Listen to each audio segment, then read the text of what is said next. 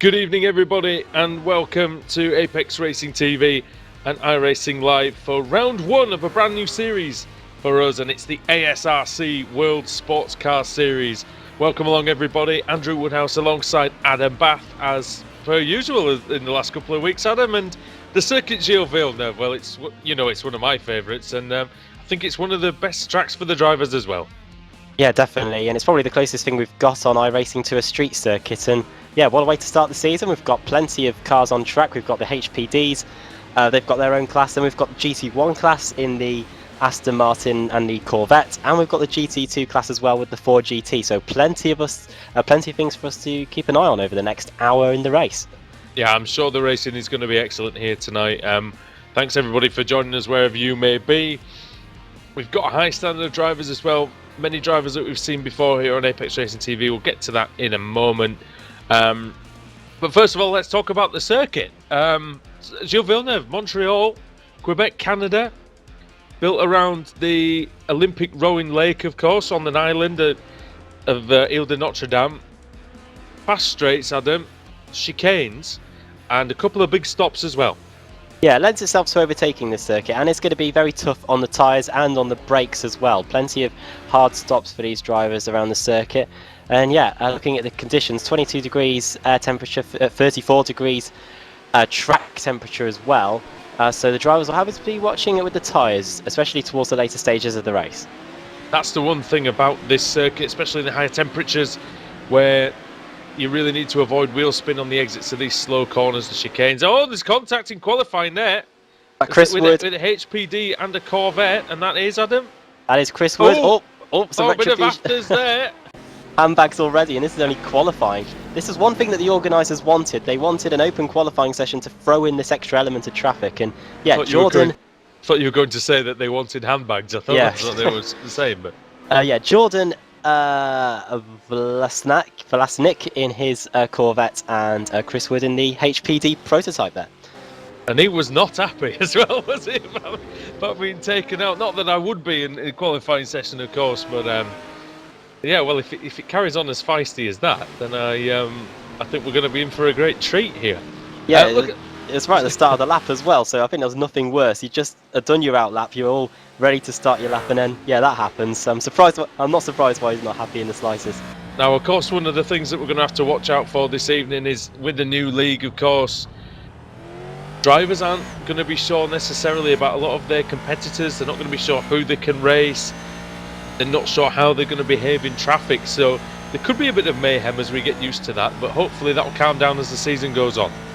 Yeah, hopefully they're going to do the rolling start like we see in the IMSA series, have the H start on their own, then have the GT1s start as well, and then the GT2s, because otherwise, yeah, we've had it in the past where they've all started together, and it gets pretty chaotic going into that first corner, which is very tough here at the Montreal circuit, very narrow.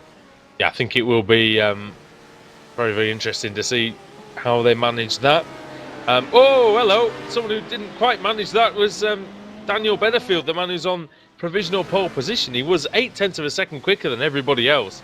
Spins at the second chicane, and I don't know if he's out of qualifying. We're not sure about. I'm not actually sure about the qualifying rules here, but either way, Adam, it's put his progress back somewhat. Yeah, he hasn't got too long to set time. 7 minutes left on the clock.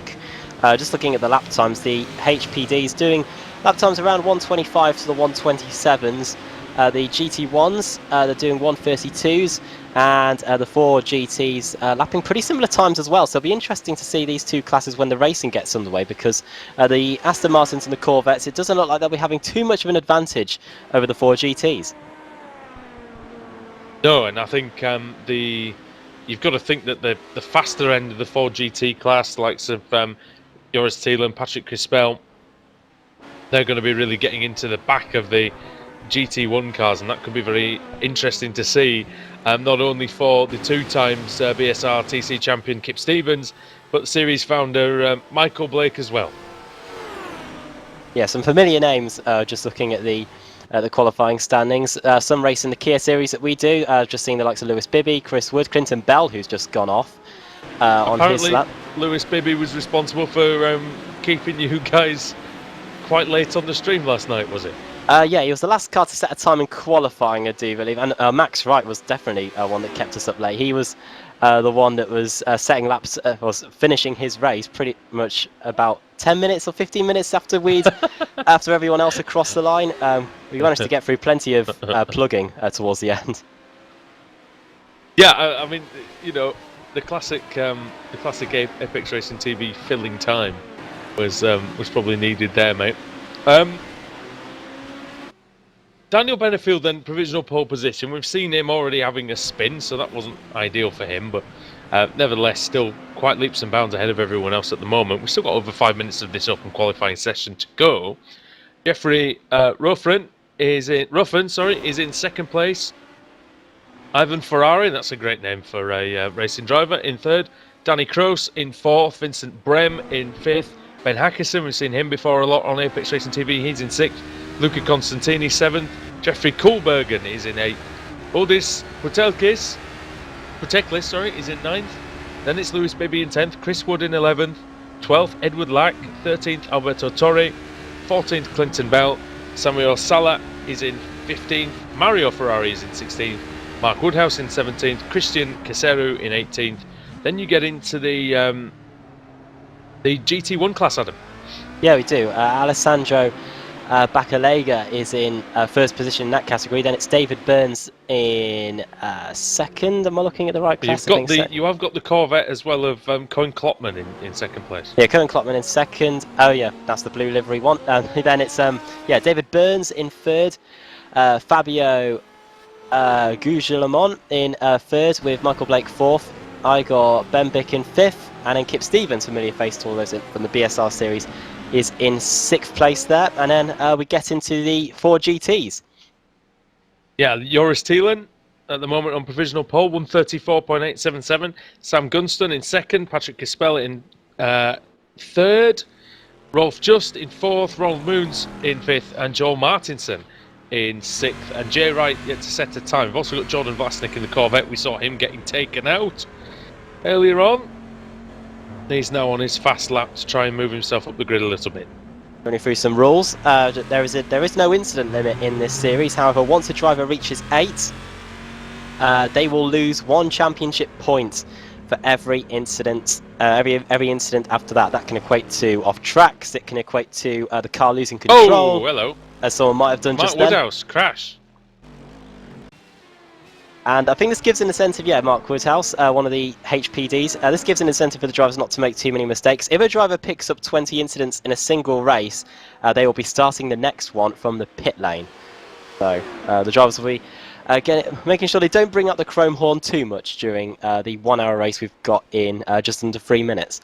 I quite like the idea of the penalty system, though, for this series. Obviously, we'll have to see how it shakes out, but no instant disqualifications due to incident points. However, like we said, it will make the drivers think, because if they're losing championship points slowly, then I think it will definitely make them think a little bit more carefully. And like I said, the 20 incident rule, because it is an hour race as well. You know, wouldn't be too difficult to rack up 20 incidents if you had a bit of a shocker out there. So no, I think it's good. We'll see how it works. It doesn't say anything in the rules about a mandatory pit stop at all, so it looks like these cars should be able to go the distance, but we'll see. Yeah, we'll have to see about that. Is there anything that are you looking at in qualifying at the moment, Adam, that's catching your eye? I'm just seeing any cars are still on a lap in these closing stages. Ivan Ferrari's just coming out of the final chicane past the wall of champions. He does a 1:26.707. That is, I believe, a personal best for him. Oh no, it's Ivan Ferrari, so we've got 2 Ferraris in the field. Yeah, that is not an improvement on his time. It's just a 1/10 of a second slower than his personal best. But he stays in third position, and Ivan Ferrari pressing in this opening race meeting of the season. Second row of the grid so far. Mario Ferrari is actually coming through the last chicane, avoids the wall. Let's see, I think this is a fast lap, but we'll just make sure.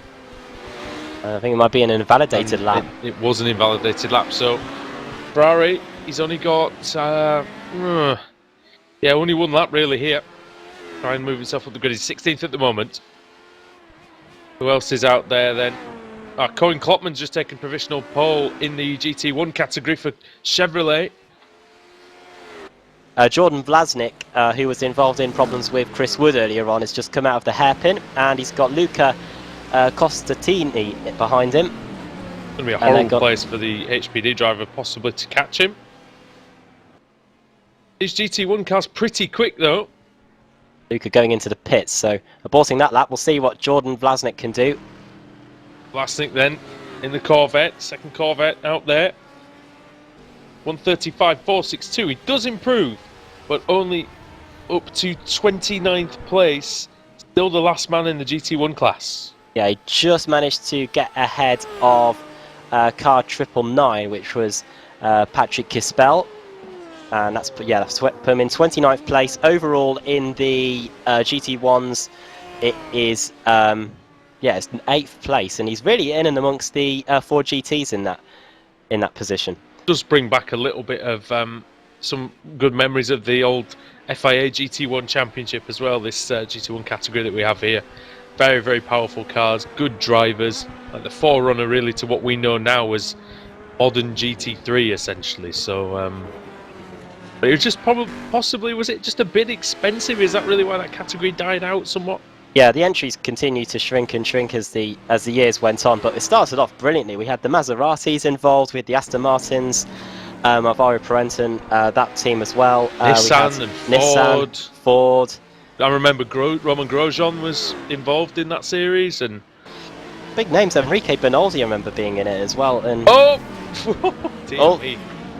was that's the HPD avoiding as well. Cohen Klopman. And Klopman has spun at the exit of the hairpin. I don't know if he's in shock more than anything at that one. See if anybody's got a lap to complete. Vincent Brame looks like he's on a fast lap. Let's see. Can't see the sector times, but he's coming down this long back straight. He just has to negotiate the final chicane. Let's see. This will probably prove me a fool. He'll probably come straight into the pits, will he? Only 7th, and yes he is. Yes he does. Well, nice Tequila Patron livery there on. Yeah, nice. Memories of Silverstone come flooding back after seeing that. Yes, the Tequila Patron stand was very. Other liquors are available as well, I must say, but not with as many good stands at motor racing events, Adam. Right. If you could take us through the grid for the first round of the ASRC World Sports Car Series. Yeah, exciting, isn't it? Daniel Benefield, fastest in practice, fastest in qualifying. So he's on the front of the grid. Jeffrey Rofin starting in 2nd. 3rd is Ivan Ferrari. Danny Crows in 4th. Jeffrey Kohlbergen in 5th, with Ben Hackerson in 6th. So a man of many talents, Ben Hackerson. Kias, MX-5s and now HPDs. Vincent Brem, we were just seeing him there, 7th place on the grid. Luca Costantini in 8th, Chris Wood in 9th, and Aldis Potekalis in 10th.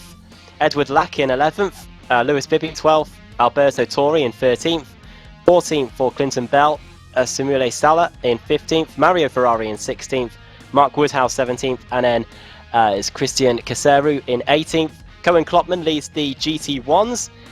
Corvette qualifying ahead of the Aston Martin of Alessandro Baccalega. Cohen Klopman, incidentally, is the Corvette there. Then Jay Wright, HPD, starting in amongst the GT1s. And David Burns, followed by Fabio Gugelomon in 23rd. Michael Blake 24th, Kip Stevens 25th. I got Ben Bick in 26th. And then the 4 GTs, we've got Joris Attilan in 27th. Sam Gunstone in 28th. Jordan Vlasnik starting in amongst the GT2s there in his Corvette. Then Patrick Kispel in 30th, 31st Rolf Just, Ronald Moons in 32nd, and Joel Martinson in 33rd. Rounds out the grid. We have got 19 HPDs, 8 GT1s, and 6 GT2s here. Okay then. It's only going to be quite a short pace lap this. It's not going to be a full one.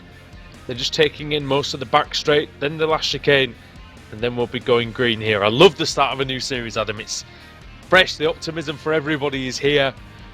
Anybody can take the title at this stage. Yeah, it's not often we get to cover a first race of the season, is it? Because the BSRTC goes on for pretty much the whole year. And yeah, we're starting everything up again. We had the first race of the BSR Kia Cup Series on Saturday night. And yeah, we've now got the first race of the Sports Car Series here at Montreal tonight. Just waiting for Daniel Benefield, then keeping the rest of the grid waiting. Only a few seconds to go. He appears in the HPD. Pole position man, dominant in qualifying. Let's see whether he can translate that good form into the race. Seen some wonderful races here at the Circuit Shield Villeneuve over the years in pretty much every class of racing. Jenson Button winning at Canada in 2011, probably one of my favourites. But here is a new era. It's a new start for a new series.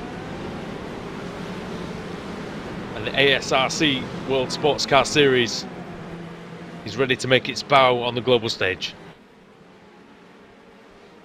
Pace car pulls into the pit lane then. The drivers negotiate the final chicane. And round one of the ASRC Sports Car Series is underway as the green light is on here at Montreal. Do gets a good start. See if the HPDs can be clean through the first couple of corners. I think we're okay. Now we need to see the start for the GT1s. Here they are roaring across the finish line. And Klopman, good start from him. He's still in pole. He's still in the first position where he started in the GT1s. You can see the HPD of Jay Wright trying to get some positions. Problem for Mark Woodhouse. He's around though in that first chicane. Mark Woodhouse with the spin. Here come the Fords. GT2 category. They make their start to their season, with Joris Thielen leading the way. Yeah, Mark Woodhouse spinning qualifying. Now he finds himself last in the category. Not going well for him, but a learning experience no doubt for a lot of these drivers. Meanwhile, Daniel Benefield flying away at the front. This is a good driver, Adam. He's been pretty sure he's been a pro driver before. Yeah, spent driving some time at Apex Racing UK. Going for radicals now, and yeah, you've got to be good if you're driving for one of those guys. 1.7 second lead already for him over Jeffrey Rothen in second. Battle right behind them. We did see Daniel in the IMSA as well, didn't we? At Imola. Yes, he did on New Year's Day. Big lead for him. So far then, it's over a second. Jeffrey Ruffin, 2.2 seconds actually. He's going to find it difficult, Ruffin, to... as Danny Kroos very late on the brakes into turn one. Very quick he looks, and he might be able to just drive alongside it here. Jeffrey Ruffin up the inside. It's a 1 hour race. He takes second place. And that's compromised Ruffin. Look at this train behind now. Ferrari and Koolbergen and Hakkisen. Down the inside goes Ferrari. Nice move by Evan Ferrari. There's a problem here. Oh, and almost some contact between Ruffin and Koolbergen. Ruffin really struggling in the early going. Well, Cruz didn't help his teammate at all there, did he? And now he's under pressure now from all the HPDs behind, looking very menacing indeed as Jeffrey Koolbergen. Hackerson's in there along with Constantini, Chris Wood as well. Guys are very close together. And we're just saying that Ruffin might have cut the chicane, so he might have had to have served a slowdown penalty. That would explain why he had virtually no defence to Danny Kroos and Ivan Ferrari. Mark Woodhouse in the pit lane already, so the problems continue to mount for Woodhouse. Good battle in GT1 to the lead, Cohen Klopman, Alessandro Baccalega. We're only 1.5 tenths apart in qualifying. It's Chevrolet versus Aston Martin then, Adam. Yeah, two GT1s battling away. Jeffrey Rothen's into the pit lane. Don't know whether he didn't get to serve his slowdown penalty in time, but yeah, into the pits. An actual penalty, yeah. Let's see if Baccalega can do anything about Kopman. The chicane they go, Wall of Champions inviting you in on the exit. Baccalega very conservative through the chicane there, doesn't want to take too much of the curbs. And they're pretty close to Jay Rice in front of them in the HPDs. Wright hasn't been able to escape them too much, but these two leading the way in the GT1s, and they're putting a bit of an advantage now over the next car, which is David Burns, who locks up going into the first chicane. And you do not want to be... Oh, hello. Burns is in trouble. Oh, he manages to just get the power down in the Aston Martin. What a beastly sounding machine that is, the GT1 Aston. And quite a tricky car to handle sometimes. David Burns, you can see that. You don't want to be locking up too many times as well. You don't want to be heating the tyres unnecessarily. You see Michael Blake in there as well. Series organiser. For Sam Gunstone, he was second in the 4GTs and he spun in the first corner. Was this all of his own doing? Looks like it, just looking on the replay. He turns into the first chicane and yeah, loses control of the car and he's around. Yeah. And again, that's not really what you want to do, although there is a long time to go. There is over 50 minutes to go here. So you cannot lose the race in the first few laps. Battle between Chris. Well, Chris was losing positions. I wouldn't be surprised if it's a slowdown penalty for him. He was just going through the first chicane, yeah, overshot it going into the final chicane. I'm almost certain it is, because yet again, no defence put up there by Chris Wood. Now is down in 10th place. He had been gaining positions away from the line. He's got his teammate Clinton Bell behind him. The Club 73 team, it looks like that. Well, Chris Wood, not the Leeds United striker. I hope not, at least anyway. So they play their FA Cup tie tonight. But this Chris Wood is, well, he's not quite number 9 at the minute. He's number 10, isn't he? He's at 10th place, but he'll be looking to move forward from there. And, you know, he definitely could do if he shows the form he did in practice. 8th fastest. Yeah, he could be looking to strike the cars in front of him. You missed a good opportunity there. I did indeed. You know, there we go. It's a good battle here as well, just behind them. It's Alberto Torri and Edward Lack and Samuel Sala. Oh, tipped me. And that was Edward Lack lacking a bit of touch on the brake pedal that time, I think. Almost smashing into the back of Samuel Sala. And then that HPD would be lacking a rear end. Hello, here we go. Not lacking in confidence there, Vincent Brahim up the inside of Luca Constantini, and that's for 7th place.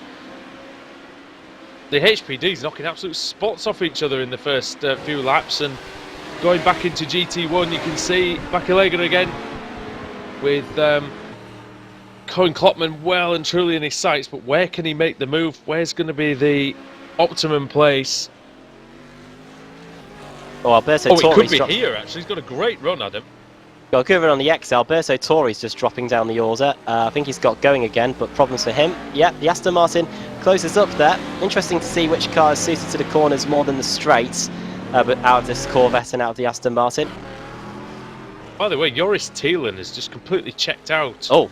At the front of the 4GT category. He's leading by 9 seconds. Car around, and it's Danny Kroos. Oh, and he nearly collects Lewis Bibby, the man who was in 2nd place. Danny Kroos, he got past his teammate earlier on, but yeah, he loses it on the way towards the hairpin. Bibby's been overtaken by Vincent Brahim. But Brahim's not hanging about, he's on the move, 5th fastest in practice, 7th in qualifying, but a poor start. It just left him a bit further down than he would have liked. This HPD's having a fantastic race. Good race developing as well in GT2. It's already the leader. Oh, tell you what, that is brave by Daniel Benefield. And what that's done is that's just put the 2nd place battle into life. That's Patrick Kispel and Sam Gunston. Kispel ahead. And Joris Thielen leading the way by quite a bit in the 4GTs. But yeah, the battle for 2nd definitely on Apex Racing Academy car there. Liveried of Patrick Kispel and Sam Gunstone, who was in 2nd. He's under all sorts of pressure here though, Adam. It only looks like a matter of time for Sam Gunston. Right in the slipstream. In the GT2 category. Oh, hello. Does not get much closer than that. Here at the 2nd Sheffield Earth. Almost getting forced into the wall. He might have a look into the hairpin though now. Maybe a little bit too far back this time, but he can set him up for the long straight. Going to be some traffic involved here for these guys as well. Let's see the acceleration of the HPD then compared to the 4GT. Where's he going to go though? Because if there's a run, you might find it difficult. The HPD driver to... Oh, hello! Driving Ferrari, 2nd overall, getting past these guys. Thought it was going to be 3 wide for a second there. That's the one thing, they've got a lot more acceleration, a lot more downforce. Not necessarily a hell of a lot more top speed, Adam, but it's really in the corners and the traction zones that this HPD really has the advantage. Yeah, it's able to get out of the corners much quicker than all of these guys, and that's what gives them their advantage. But yeah, it's pretty similar top speeds for them. And here is Jeffrey Kohlbergen trying to get in the mix, nearly going into the back of Gunstone. I really do sometimes feel sorry for the drivers in the lower class, because faster cars just appear from nowhere and just into the wall wall like that, bit like that. Ben Hackerson. And that battle is over because here we go! Oh no! Oh, that's Vincent Brame. He must be out now, surely. That's his race over. Unsighted Vincent Brame. Samuel Salah also having to take a base of action after that. Tell you what, a few drivers will be losing a few points after the amount of incidents they're racking up so far here. Sam Gunston will be one of them. Not his fault whatsoever. Hackerson lost it, coming round a very, very fast right-hander, which, to be honest, in anything but a Formula 1 car, Adam, can sometimes be quite tricky. I think he was trying to lap him around the outside, and I think it's universally accepted. I thought that there's no grip around the outside. Maybe of he got on the dirt, yeah. Yeah, most certainly, and yeah, he's just passed Sam Gunston now on his way back to the pits. There's a lot of marbles out there as well, potentially. And it's where they all gather, it's where all the dust gets just shifted to the outside of that corner, and you know, I've hit the outside wall there several times as well. You know, it really is a tough one. It's easier than an F1 car, it's just flat out. Hit the inside wall as well. I've hit the inside wall a couple of times as well, yeah. Got away with one. Hackerson carries on. He's not bothering to come into the pits, which I'm a little bit surprised, because he's lost the entire front wing assembly. Maybe he's waiting for the pit window. Vincent Brem's definitely come into the pits. Surely that's not going to be a quick fix. Could be wrong. I mean, some of these, some of these LMP2 teams, very, very good at repairing the car, but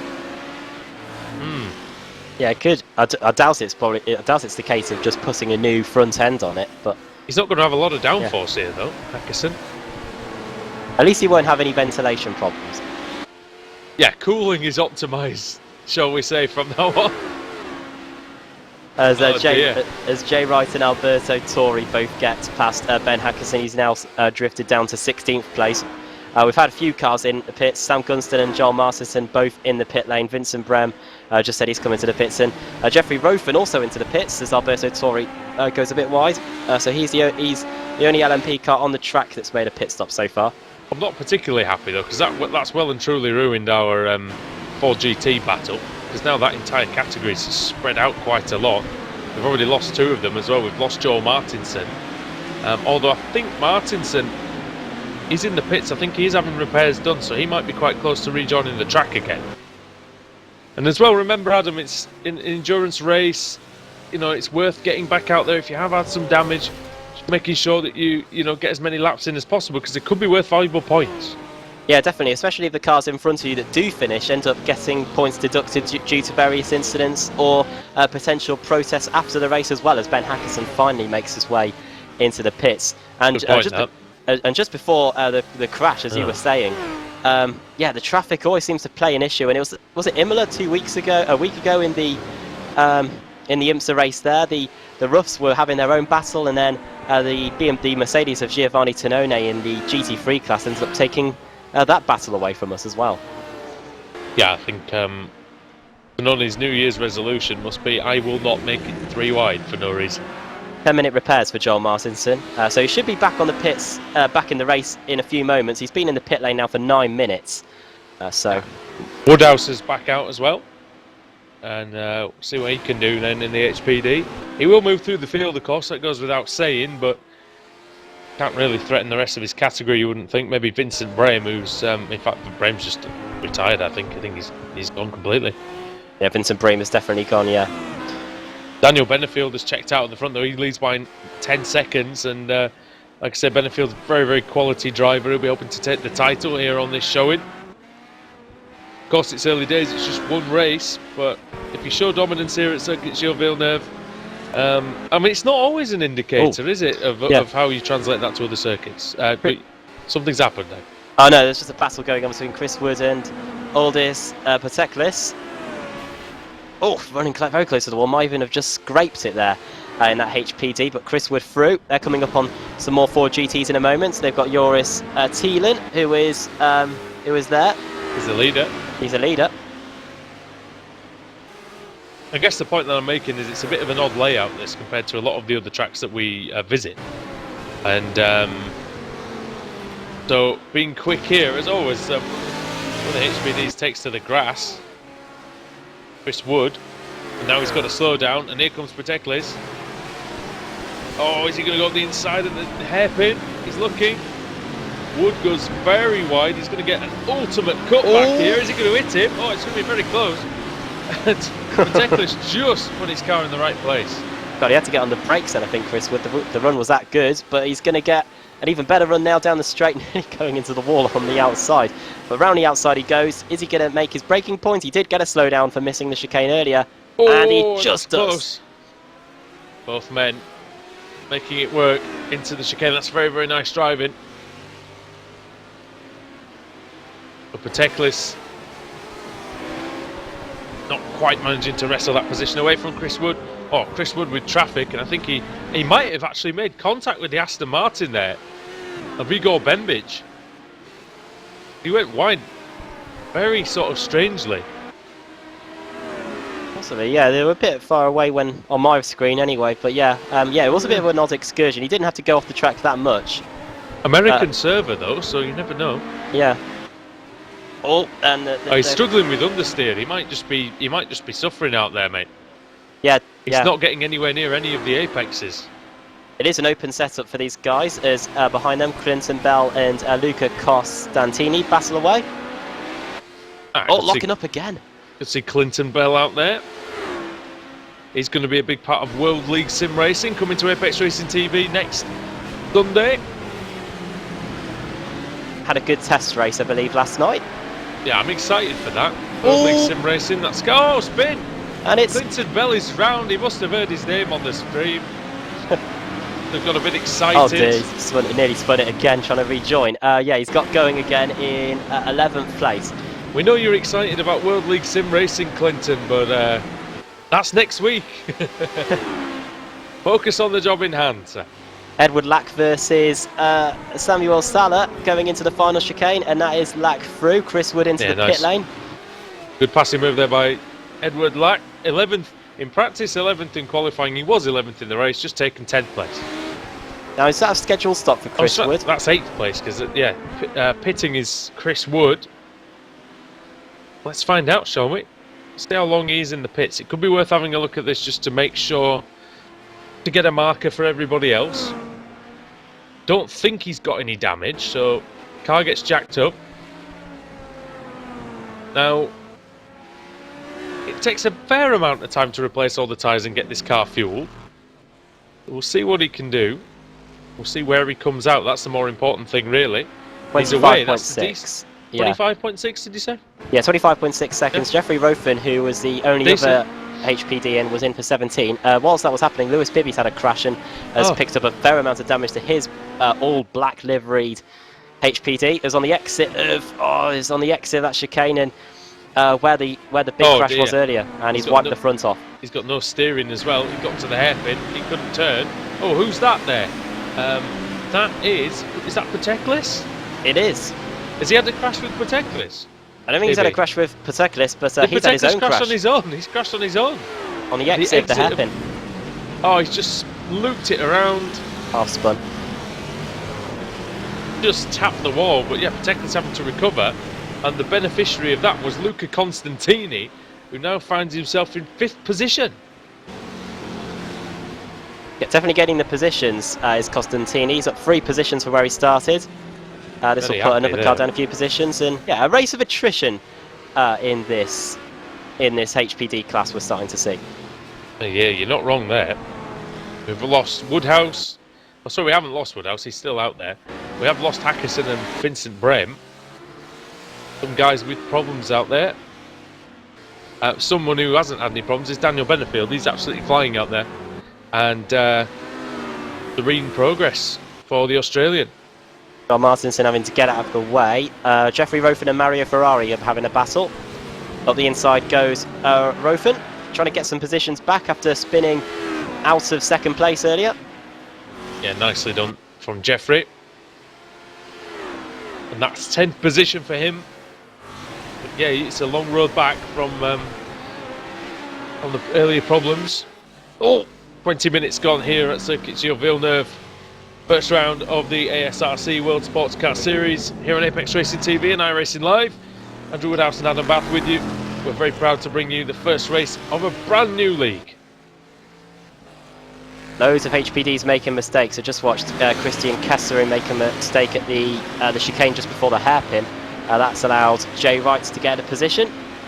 This has put Jay Wright into 12th place now. 9 positions gained from him. Of course, he was starting in and amongst the GT1s, and Christian Kesseru down to 13th place now. But by default, Jay Wright had a disadvantage, really, didn't he, of about 10 seconds or so.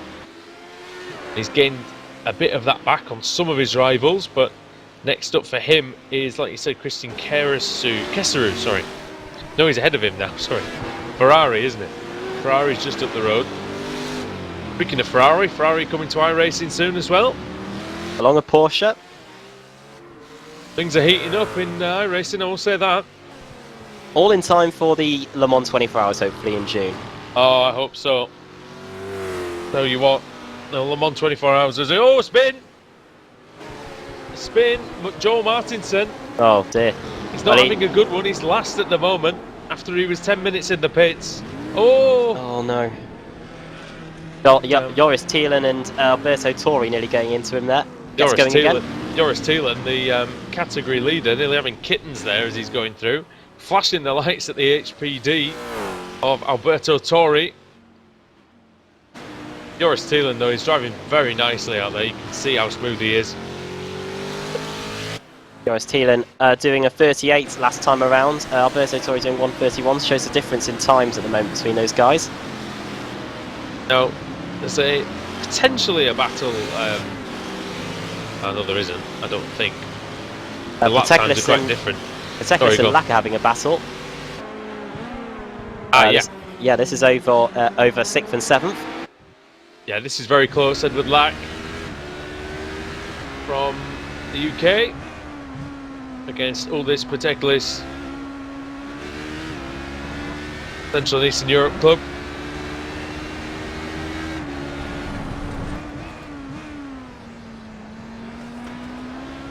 Going a bit wide at that chicane there, and that's allowed Edward Lack to pull away slightly. Lack's had a good race so far, Adam, up from 11th place. Yeah, up to 6th. Setting time's not too far off Daniel Benefield either. So, yeah, gaining positions. Some of them are down to people making mistakes in front of him, but he's been able to steer clear of all the mistakes. And, yeah, he's just one spot away from position inside the top 5. But now he's got to deal with Pateklis, who's right behind him. Jeffrey Ruffin's trying to get 9th place from Clinton Bell. Got Bell have a spin. Here comes Ruffin down the inside. Very nicely done for him. And he's through. Well done. Clinton Bell, can he retaliate, Adam? Yeah, going down the straight. He's got to get the slipstream, but I think he's just too far away to get a move done. You've really got to be alongside to get a move assured going into the final chicane. Have the best line through there. Necklace very close to Lack as well. Once again, I don't think anything's going to happen there for a little bit at least. Michael Blake picking his way through the traffic. Ronald Moons. And Ronald Moons, isn't it? The Ford. Oh, dear me. Moons is the last car running in the 4 GTs if you don't include Joel Martinson. He's in 4th. You know what? He's the last car running. Oh, Martinson missed the chicane again. Missed the final chicane, so he's just not having a great race. But again, keep going because there are positions on offer, no doubt. Kip Stevens is in the pits and he's had a crash. Oh, a big one as well. He's collected a few cars. This is going into the chicane onto the back straight. No. Oh dear! And it's dear me. It's Lack and Pateklis. I was about to say as Pateklis had a crash because he was right near Clinton Bell. Together. Oh, Kip Stevens, yeah, he lost it on his own. Oh, and Oh. poor Edward Lack just went off with him. He just followed him wide, didn't he? And he hit Kip when Kip was right at the edge of the white line. Pateklis comes through, got some damage, and this is a right mess to sort out when other cars are coming through. Pateklis just gassed it and spun round. And actually, Edward Lack, he towed back to the pits. And that's instead a long of way. turning it back around. Yeah. If he'd have waited maybe a few seconds, he might have got a window of opportunity. But he'll never know now because he's back in the pit lane and out of the running. And Pateklis has just come into the pits at the end of the lap as well, so that scuppered another battle that we had on our hands. Don't think there's great damage for Pateklis. He might have a slightly... He's got mostly a bent front end. I think the... looks like the suspension's largely okay, but again, I'm not sure. I'm not in the driver's seat. Can't tell that, really. Thought that was a battle up there. It's just GT1 leader Cohen Klopman lapping the 4GT of Eurosteelen, who's also a leader in class.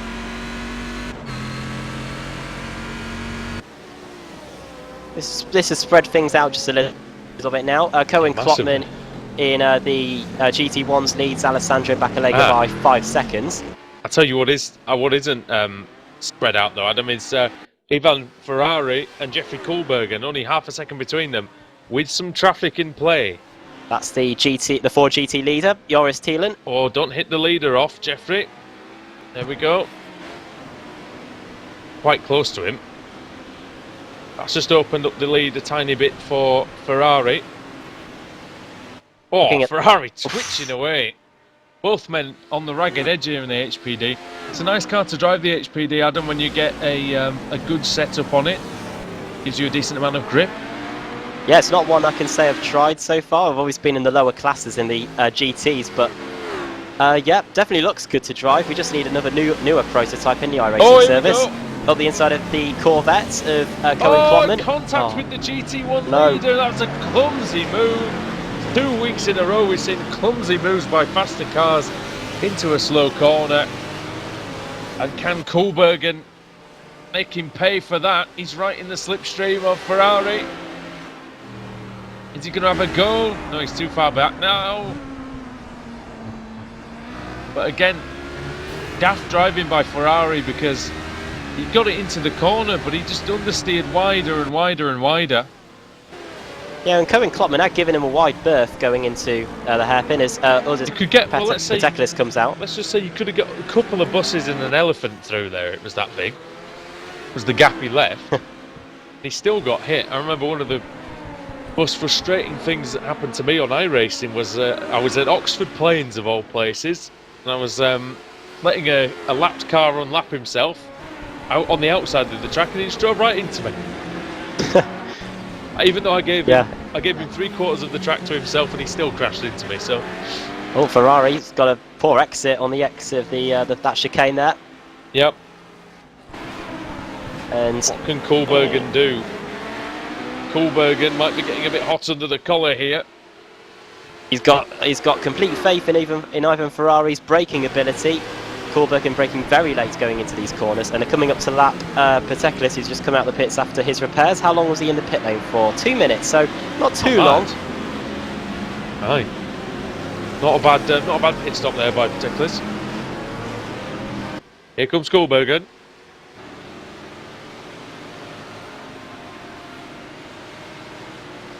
And I tell you what, Ferrari is picking up a nice slipstream off the back of Pateklis, who doesn't have the best final chicane at all there. Koolbergen right with him now down the front straight. But crash in front of them, and that is Jordan Vlasnik getting in and amongst Alberto Tori. Oh yeah, he was actually in and amongst him, wasn't he? Really? Oh. Again, was that... That's not the two that crashed in qualifying, is it? That was Vlasnik and Wood, wasn't it? Ah, right, yeah. Vlasnik. Oh dear, he's going to be cursing the old HPDs, isn't he? Maybe if you can't race with them, join them. Maybe it's time to switch. If you can't beat them up. Oh, here comes Koolbergen. He's got a fantastic run. He's going to have to go on the outside though. He's also got the slipstream from Pateklis, Adam, which might give him the advantage side by side. Oh, nearly. Now he's got to really fling it out of here, out of this chicane. See if he can have a go into the hairpin. It might be a good idea. You can have a lunge into this casino hairpin. Oh, there's all sorts going on in front.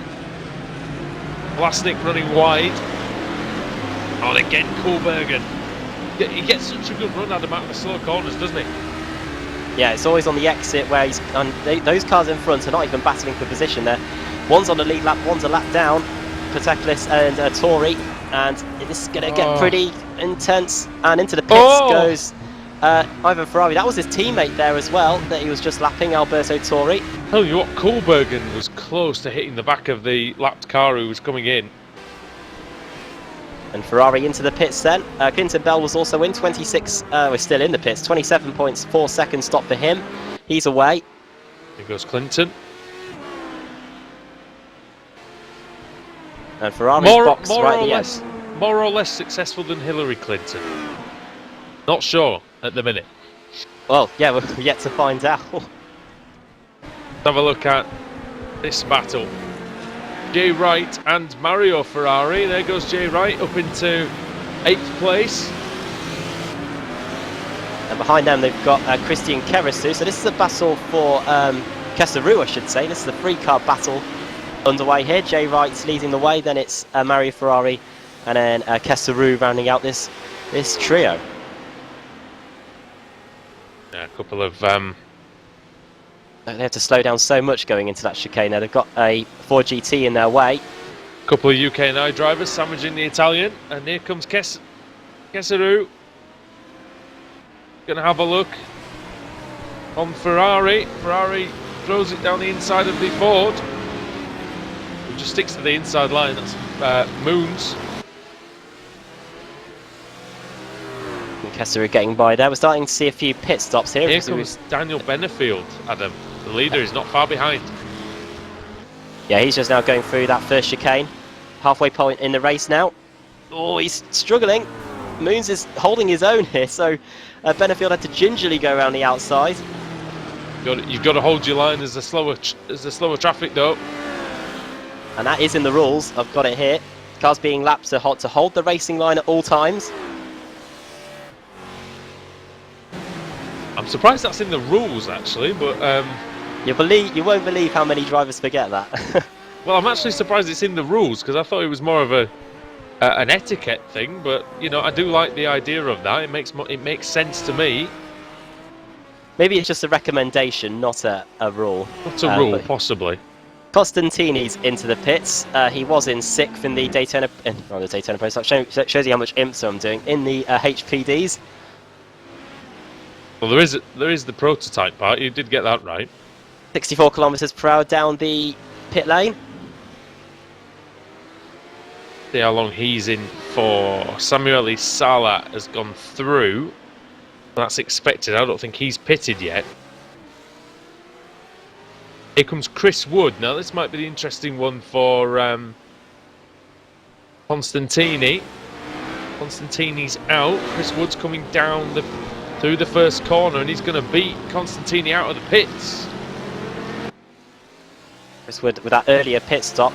Costantini had a quicker pit lane time, 46 seconds compared to Chris Wood's 25, but Chris Wood was able to beat him out. Yeah, nice work there. Oh, undercut. And somebody's been off. I think that's Martinson again in the Ford. Not having a good contest here this afternoon. Joe Martinson. Kelvin Klopman's into the pits. That is our GT1 leader. And that allows Alessandro Baccalega and his Aston Martin to take over the reins as leader. And Jay Wright and Ferrari continue their battle. This is very close going towards the hairpin. In fact, no, that's Benefield getting by. That's the leader getting. That is the leader. Lapping him, yeah. Jay Wright and... yeah, Jay Wright's lost 2 places here because he was ahead of Ferrari and Kesaru, but he's now behind. Yeah, Kesaru 31.8 last time round. Jay Wright 31.4. So it might have been a mistake by Wright. Would you believe that Cambridge are beating Leeds at the moment? Oh no, yeah. Normally I curse them when I watch, and then when I don't, this happens. There we Into the go. pits comes Jay Wright, yeah. I can only say I'm sorry, Andrew. I know that Villa went. Well, at least we can both sob over that both our teams are out in the third round. Well, yeah. not out yet. Not out yet. Jeffrey Koolbergen's into the pits, so second place man in the HPDs is in. Well, he's been... got... Sorry, go on. I was just going to say he's got a pesky GT1 in his way in the pit lane, but yeah, he gets out the way now. Does David Burns?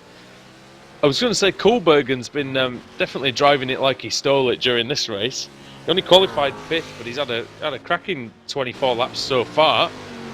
Now, where's Ivan Ferrari? Because these two were battling, of course, before Ferrari made his pit stop. 14.8 seconds Ferrari was in the pit lane for, so we'll see what Koolbergen can do.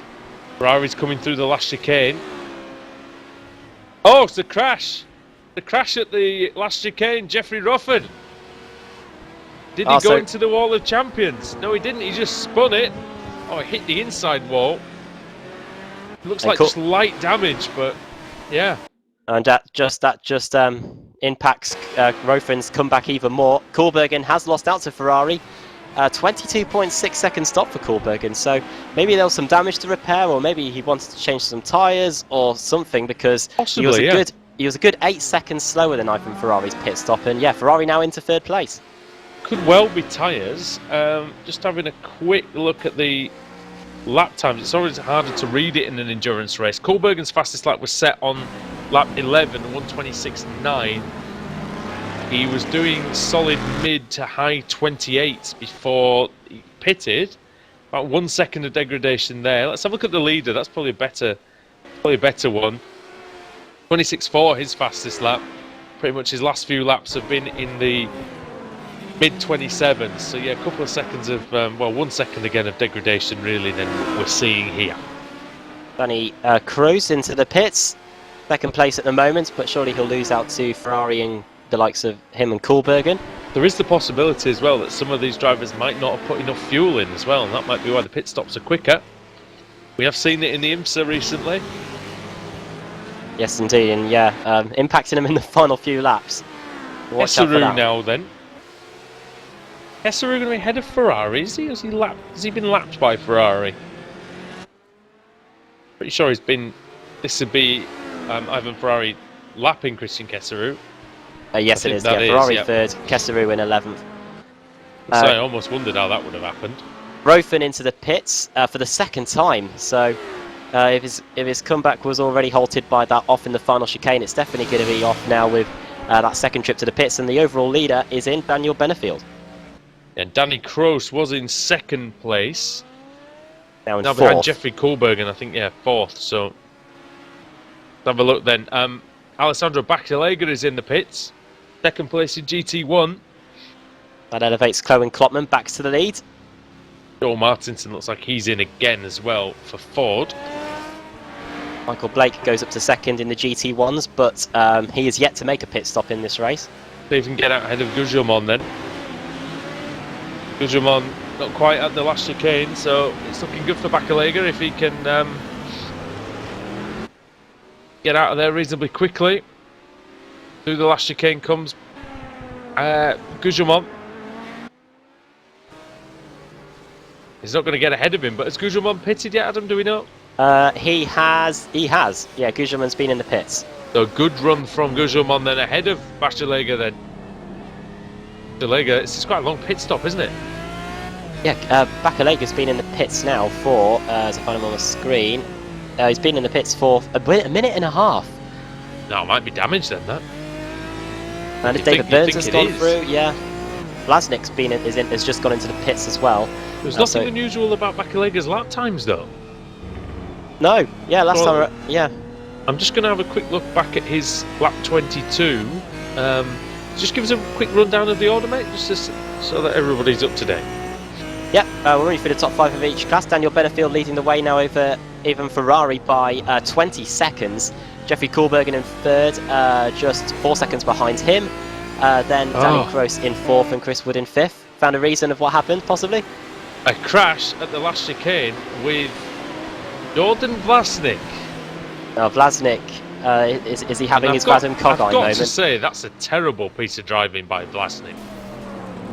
Not a wonderful piece of driving by Bacalega either, but he surely can't turn in. Vlasnik just coming into the pits now. Vacilega had a massive lunge, which I think was ill-advised anyway. But Vlasnik, once he realised that Vacilega was there, surely he just should have just backed off. And I don't know. Maybe I'm wrong. I could well be wrong on that one. Might well be more 50-50 than I thought at first. Running through the top 5 of the GT1s, Cohen Klopman, believe it or not, he's ahead of 4 about 4 HPDs. Second is in classes Michael Blake. Then it's Gugelmon in third, and then fourth is David Burns with Jordan Vlasnik in fifth, who nearly comes together in the middle of a straight with Jeffrey Rothen. Then the top 5 in the GT2s, the 4 GTs. Joris Thielen leading the way there with Patrick Kispel in second, Rolf Just in third, Ronald Moons in fourth, and then Joel Martinson, who is back in the pits again, in fifth. Yeah, it might not be such an anomaly with Mr. Vlasnik as I thought it was. Alberto Torri's missing a front end on his HPD. Yeah, he's just made a mistake. Yeah, just a few moments ago. Going into the chicane on the way towards the hairpin. Lights it up, 2 wheels on the curb, and into the wall he goes. And yeah, say goodbye to your front end, Mr. Torri. That's the hard snap back, isn't it? That we sometimes get with the tyre model, where the car grips again and suddenly it's found all its grip once more. Blams you the other way. We had a massive accident or 2 at the top of Radion in the Pro Series race. David Williams was one, and I can't remember who the other one was. But somebody else had a big smash at the top of the hill, didn't they? Yeah, 2 big crashes there. One lost it on the exit, and one lost it just before the exit of Eau Rouge. I don't know what's worse. I really don't know what's worse. Both of them ended up on their roof anyway. Yeah, Daniel Benefield leads by 20 seconds. If we hope nothing like that happens to him. Jeffrey Kohlbergen is in third behind Ivan Ferrari. And catching Ferrari very slowly, 1/10 a lap that time. Then, yeah, Cohen Klopman is leading. And Michael Blake now is in second place in the GT1 category. Blake has been in the pits as well, so looking rosy for our series founder, Adam. Yes, looking good for some of them. I can say it's definitely not looking good for Joel Martinson, who's another of the series organisers, as Kohlbergen just puts a lap on Michael Blake there. Dear me, Christian Kesseru was all sorts of all over the place on the exit of the first corner. Allowed Gugelman through. The GT1 order's pretty scattered at the moment because we've got so many HPDs in and amongst them. Cohen Klopman's first on the road. Then he's followed by a HPD of Aldis Pateklis. Then it's Blake and Gugelman. Then it's a HPD of Edward Lack, who's back on the road again after that contact earlier. And then David Burns in the GT1s. Then Alberto Torri, who's finally gone into the pits in the HPD. And Mark Woodhouse, who's a HPD as well. Yeah, Woodhouse has had all sorts of problems out there. Although he is 2 laps down now, so he has recovered most of those positions that he lost. Samuel Sala is having a battle with Jay Wright. These two relatively close. Jay Wright seems to be in a battle with everyone today in this race. Battle over 9th and 10th. Well, to be honest, he's not been in a battle with himself, which is what some of these drivers definitely have been out there. But it is like that in endurance race, isn't it? We've both done them, and you know, the best drivers in the world will listen to me and go, oh yeah, well, you know, this guy's an idiot, whatever. But in general, it is pretty hard to keep this level of performance up for a whole hour, isn't it? Definitely, and that's what we're seeing with the amount of mistakes that are being made today. They're just dropping off one by one. You might not make a mistake in the early going, but yeah, you might make one third or 2/3 of the way into the race, and for some of the drivers today, that has been very costly. And yeah, many drivers now in the pits have had to make multiple visits to the pits. Mark Woodhouse an example, Alberto Torri an example as well. He's been in the pits for the second time. Mario Ferrari also in the pits twice, and Jeffrey Rothen, he could be up in second place, but 2 visits to the pits for him during the race. And yeah, that's ruled out a podium position in the first race of the season as it all bunches up. That is Ferrari trying to lap. And that Jay Wright. Spin, that's right, he's off, isn't he? Yes. And that is fairly nearly collects Vlasnik. He nearly does collect Vlasnik. Vlasvik's had enough of HPDs to last him a lifetime. At least, Vlasvik, we now know who you are with. Yeah, we ever see you. That pink Corvette, definitely one to watch out for in this race. Going back to sort of what I was saying before, is that, you know, this is one of the side effects of hanging around with, you know, people like Alex Simpson, is that, you know, these guys are so good that, you know, we forget that, like, we almost forget sometimes that we're not as good as them. That's it, yeah. Maybe that's why we talk about it. You know, I really have such a respect for those guys and how fast they are. You know, guys that we cover in the iRacing Road Pro Series as well. You know, and those guys are so good. Do a full Grand Prix distance, flat out, while managing ERS, managing the recovery systems and the fuel and the DRS and everything. Still driving blindingly fast laps of Spa. Oh yeah, we were at Silverstone, and in the hotel Alex Simpson set up a rig, and yeah, I think you and me were blown away a bit by the likes of Graham Carroll and Van Loozenhoorn that was racing there as well. Yeah, I think if we were racing in the Road Pro Series, I don't think we'd be getting on too well. No, I wouldn't make the top split, to be honest, in the first place. I probably wouldn't even make the second split. No, I'd be in about Division 4, I think. Earlier on in the season, but the one saving grace is the last thing I'll say on this matter. I did get a 4th place in the hot lap competition, though. Yeah. So, and I think I probably finished behind you, didn't I? Yeah. I think just about, yeah. But we were doing very similar times. But you beat me in the touring cars all the time, so, you know, it's fair in Love and War, isn't it? As and the commentary box. And the Holmes Fair in Love War and the commentary box, exactly that. 3 seconds separates even Ferrari and Jeffrey Kohlbergen then. Let's have a look at what I want to have a look at, though. I just want to see.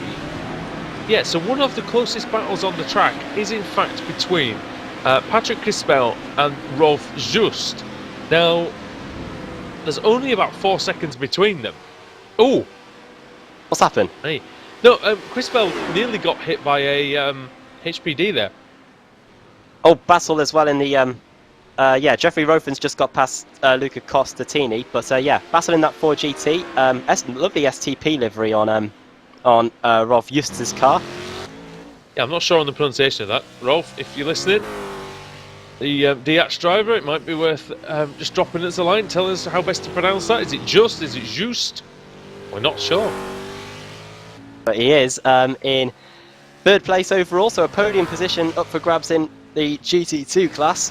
Currently 22nd overall, gaining 9 positions. Helped, of course, by the many people dropping out. He does have, however, just a bit of damage on the front corner. I'm not sure how he received that, but it's not really stopping him in his pursuit of... well, it wasn't stopping him in his pursuit of Patrick Crispell, except he was 2 seconds slower than him on that previous lap, so the traffic didn't look like it helped him very much. Daniel Benefield's just about to put a 2nd lap on him. Benefield might put laps on everyone by the end of this. Well, maybe not everyone. He's lapped up to 11th position. The next car on his list is Christian Kesseru. No, he's lapped up to P5, I think, mate. No. Christian Kesseru, I assure you, is on. Oh no, yeah, you're right. He's lapped up to 5th place. Sorry, wrong person. Yeah, he's lapped up to Chris Wood in 5th. And where is Chris Wood actually? Chris Wood is just going onto the front straight. Benefield going into the final chicane. So it won't be too long before Chris Wood gets lapped. I tell you what, Chris Wood isn't hanging around either. He was faster than the leader on the previous lap. Just shows how good a race Daniel Benefield has had out there. Now, Pateklis versus... Oh, sorry, that's Pateklis versus Ruffin, but that's not for position. The position is Ruffin versus Costantini, yeah. Now, is Ruffin faster than Pateklis? It looks like he is. Now, Ruffin, remember, qualified in 2nd place. But he's had a few accidents. He's had a bit of a difficult time of it, to be honest. And as they go up the inside of Patrick Crispell, whoa, pretty close. One thing about multi-class racing, isn't it? You see a lot more closer shaves than you do in some of the other competitions. Don't know how these guys do it, to be fair, in the lower classes. Thing is, you need a lot of patience. And you need to be quite mentally strong if you're in the lower classes, because it is demoralising when you're racing to see a lot of cars flying past you, whether they're you know, whether they're in the same class or not. Just got to get on with it. Like you said before, stick to your lines. Make sure you just don't get ahead of yourself, or don't do anything silly, and you could really get away with it. And very demoralising if you're battling with a car in front, and then you get lapped by a HPD and you end up losing the car that you were battling with. It does happen. Especially because they come up to you so quickly. Or even if you're Luca Constantini, who now has a car in front of him in Pateklis of the same category between him and his prey, who is Jeffrey Ruffin. Yeah, Pateklis last time around 30.9, 30.1 for Constantini. So if he goes to that race, you could expect him to close up. I don't think Pateklis is being helped at all by Jeffrey Ruffin. But of course, Pateklis is a lap behind. Constantini lapping 130.1, Jeffrey Ruffin 130.2. So it's small progress by Constantini, but you know, he might get there still if he can just get a couple of really, really good laps in. Ruffin being held up by the GT1 leader Cohen Klopman, who I will say has just had a fantastic race so far. I hope I don't jinx him, because he's been great so far in the Chevrolet. He is a good 4 seconds, I think, ahead of the next BT1 car. No, I lie. In fact, he's a whole minute. He's a whole minute, yeah, ahead of Michael Blake. Is it a minute and 4 seconds? 59 seconds ahead of Michael Blake in real time. Then it's a minute seconds. and 2 back to Gugelmon in third, and David Burns a good 90 seconds in fourth place behind him, as Chris Woods comes into the pits for the second time. Gugelmon is very, very close to...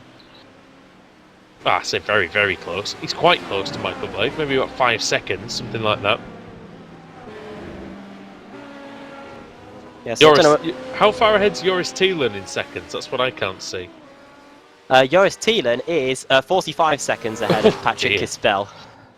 Tell you what, that's demoralising, isn't it? 45 seconds, same category.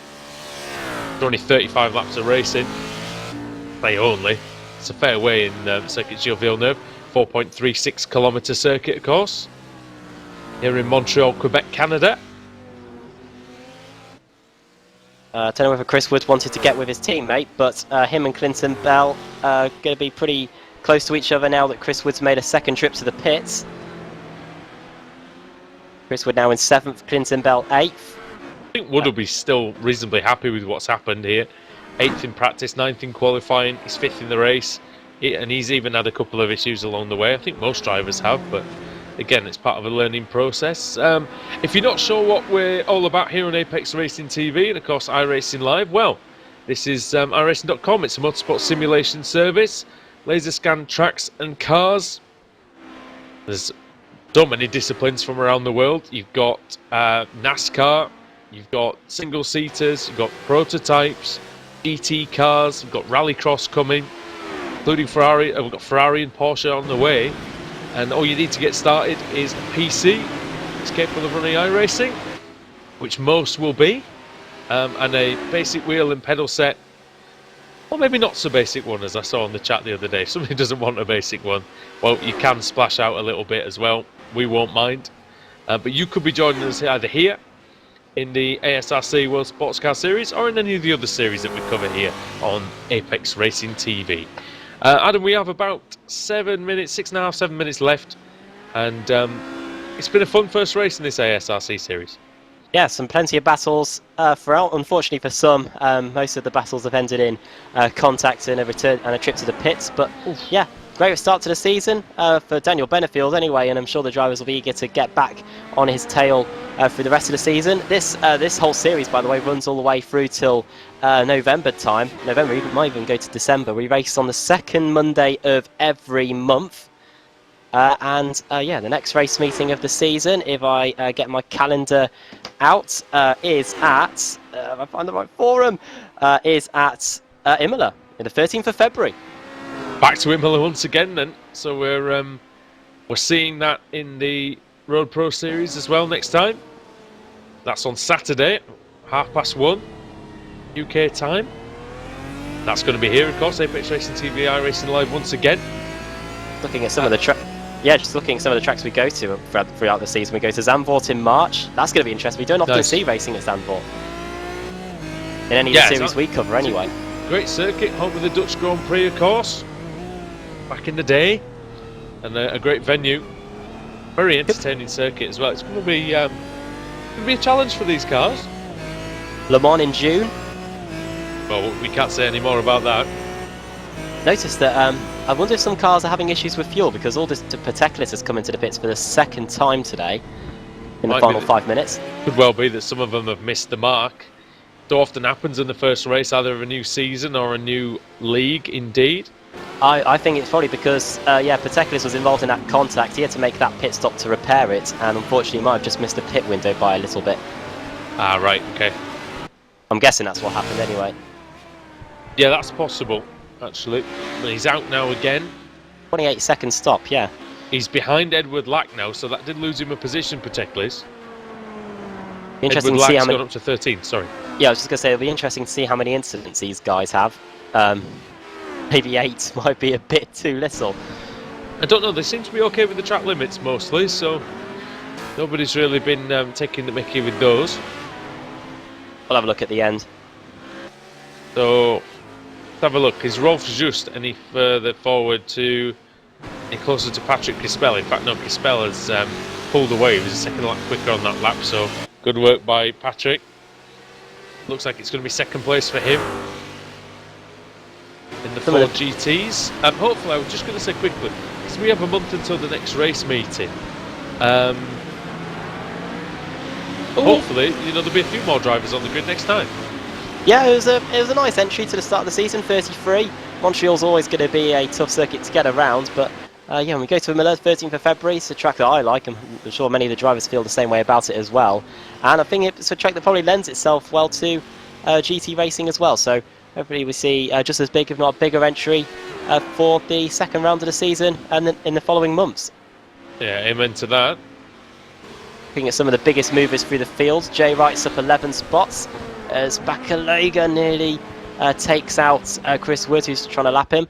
Chris Wood up 11 positions, a whole lot of positions gained by the GT2s, of course, due to the demise of others. Patrick Kispel up 10 along with Ralph Just and Ronald Moons, they're all up 10 places. Michael Blake up 9 positions, he's now second in the GT1 category. I think he's going to be very happy with that, Blake, who had a bit of a shocker in the old MX-5s on Thursday night, caused that big pile up at Ascari. But this is some nice redemption, and that Aston Martin, again, touch wood for him, is completely and utterly devoid of all damage, Adam. Yeah, nice to see a car on the track that hasn't got too much damage to it. It's nice to see Michael's car with no damage on it. We don't tend to see that on Thursday nights very often. I don't think we see any clean cars on Thursday. Well, maybe at the start of the race, but this is a good point. Monza was definitely one of those race meetings, wasn't it? Where havoc was just raining down on us, especially in race 4. It was fun though. Let's say that. Yeah, I enjoyed it. Yeah, that's it. That's all that matters. I think is that we have fun and we entertain the fans. What it's all about. Just going to give you an insight into the points and how that works in the series inside the final 2.5 minutes. It is pretty much Formula 1. 25. Slightly. It's a hybrid of Formula 1. 25 for a win, 22 for second, 20 for third, 8, and then it goes down in 2, down to 6th. Then it's 1 point for each position, down to 20th. So the top 20 all score points. And don't forget, if you get more than 8 incidents, you will lose a point for each incident you get after that. So that's in each category then, there's up to 20 point scoring places, I guess, then, is it? Yeah. Yeah, so... No, that's good. That'll definitely keep things fairly close. Daniel Benefield will be hoping that it gets no closer than this. 33.3 seconds was the gap. And with, do we think 2 laps to go? It's 12 minute 26 for a lap, so yeah, this is the penultimate lap of the race. But Benefield, if he can navigate the last lap and a bit, last lap and a half. Any battles on the circuit at the moment? The second Bell. Oh, sorry, go on. Yep. problem for Michael Blake. He loses second place to Fabio Gugelmin. Gugelmin into second. Is Blake a problem with the fuel? Blake must have got giddy when we were talking about him. Busy with success. That's something I think I learned in GCSE history. That's just come out of my mouth. Could be fuel. Could be, yeah. Because he's got back going again, and he hasn't made a mistake at all. The car's still very clean. It's out of the way of Costantini. Trying to listen to his shifts in there. Seems like he's driving fairly normally. I tell you, fuel mileage is the worst thing ever in racing. Especially, I was in a GT race at Suzuka. I had such a big lead that I was able to get it home, but just seeing the fuel gradually tick down and looking at how long's left on the clock and how many corners you've got. Thankfully at Suzuka it's a relatively downhill run to the end after 130R, so I was able to cough just across the line to take the win. But as long as you're spluttering when you get to the Casio Triangle, I think you're usually okay. That's the opposite of Road America, what we saw in the IMSA race. Oh, you're doomed, aren't you? 2 or 3 weeks ago. You are doomed if you run out of fuel there. The whole last sector is uphill pretty much after Canada Corner. So let's have a look then, as Daniel Benefield should be on the final lap of him. Yeah, he is. The clock touches 0 now, and he is just on his way towards the hairpin. 35-second lead.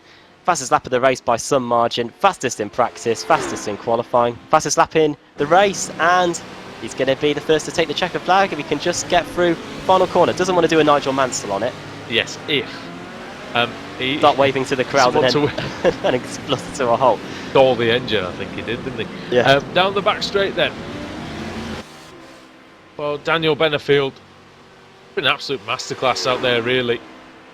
And he will go down in the record books as he comes through the final chicane. He goes down in the record books as the first ever winner in the ASRC World Sportscar Championship. Congratulations to Radicals. Congratulations to Daniel Benefield. He wins at Montreal. Impeccable drive, wasn't it? No problems at all for him. Even Ferrari should come home in second place. Jeffrey Kohlberger, not too far away from him, but not in a position to challenge in the slightest. And yeah, those three really setting the standard in the HPDs today. Here comes Joris Thielen, a man who's been in the class of his own here in the GT2 category. Joris Thielen comes across and he wins the 4GTs. And Colin Klopman is into the final chicane as well. Okay. To win GT1 surely. I don't think he just got the couple of curbs to negotiate. Yep, and behind him is just Jeffrey Kohlbergen. Late drama for Clinton Bell. He's just gone off and has lost a place to Christian Kesseru. All sorts going on there. That's Lack versus Pateklis. They're a lap down. And then you've got Jay Wright. Going to be for 9th. Yeah, Kesseru's coming through. Oh, Lack and Pateklis nearly hitting each other in the final corner. Oh no! Crash on the final corner. Pateklis. Oh, and Clinton Bell must have been having kittens there. Was it Pateklis and Lack that were in the wall? Oh, Bell looks like he's either out of fuel or he had a slowdown. I think Bell's out of fuel, you know. And Sam Gunston comes home to take what is 5th place in the GTs. I thought he was celebrating, but he was just weaving across the line. Yeah, Clinton Bell definitely out of fuel. I'm almost certain. So the guys were playing it close to the chest. Jay Wright's out of fuel on the slowing down lap. It really is a slowing down lap if you're out of fuel, isn't it? Tell you what, you might need Michael Schumacher to come along and give you a lift back. What happened to Jean Alesi anyway? I thought you meant for a second in the old golf cart that Michael Schumacher gave David Coulthard a lift round in. They're one of the funniest things I've seen in a while. I hope get well soon, Michael, as well. One of the great drivers around this circuit himself. Hope to see him. Hope to see him back one day in at least a round. Now, final chicane. Is somebody doing donuts? Yes, Thielen. It's Joris Thielen, the winner of the 4GTs. And why not? And why not? There you go. Exactly that. Jay Wright just saying that he timed it well with the fuel. Came across the line with 0.3 pounds of fuel left in the car. Tell you what, it's a good thing that these cars don't need fuel samples at the end. That's it. Joris Thielen, perfect donuts, I must say. Absolutely beautiful. Donuts good enough to eat. And a performance that's good enough to eat probably as well. That's it. It's a very tasty performance. Daniel Benefield takes the win, and in the opening round of the season, second for even Ferrari. Jeffrey Kohlbergen finishes the podium in the HPDs. Danny Crow's finishing in fourth, and then pretty much else everyone after that a lap down. Jeffrey Rothen finishing in fifth place, sixth Luca Constantini, seventh Chris Wood, eighth Samuel Sala, and then Jay Wright's ninth, 10th Christian Kesseru, and Clinton Bell in 11th. Then into the GT1s, it's a GT1 victory for Cohen Klopman. Then behind him are two more HPDs, Edward Lack and Aldis Pateklis, who were very close to each other through the final chicane. Then second in the GT1s, it is Fabio Gugelman and Michael Blake in third, David Burns in fourth, with the HPD of Mark Woodhouse behind them. 14th place overall for Mark Woodhouse, 14th place in the HPDs, 18th place overall for him. Then it is P1 in the GT2s, the 4 GTs for Joris Thielen, second for Patrick Kisbell, third for Ralph Just, with Ronald Moons finishing in fourth. Behind them, two GT1s, Alessandro Baccalega and Jordan Vlasnik, and then HPD of Alberto Torri, who had 3 visits to the pits. Sam Gunstone finishing in fifth in the 4 GTs. And then behind them, all the cars that really didn't finish. We had Mario Ferrari, who was still in the pits, finished 27th overall, 16th in the HPDs. Igor Bembic in 28th place, 7th in class. Then John Martinson, he was last for quite a while, 3 visits to the pits. He managed to finish in 29th overall, 6th in class. Kip Stevens, 30th, and 8th overall in the GT1s. Then Lewis Bibby, Ben Hackerson and Vincent Brame all out early on. Ben Hackerson, big incident when he was trying to lap some traffic. Yeah, there's quite a few drivers who suffered out there tonight, but one driver who definitely did not suffer was Daniel Benefield. Right, that is just about all we've got time for then in the ASRC Sportscar Championship.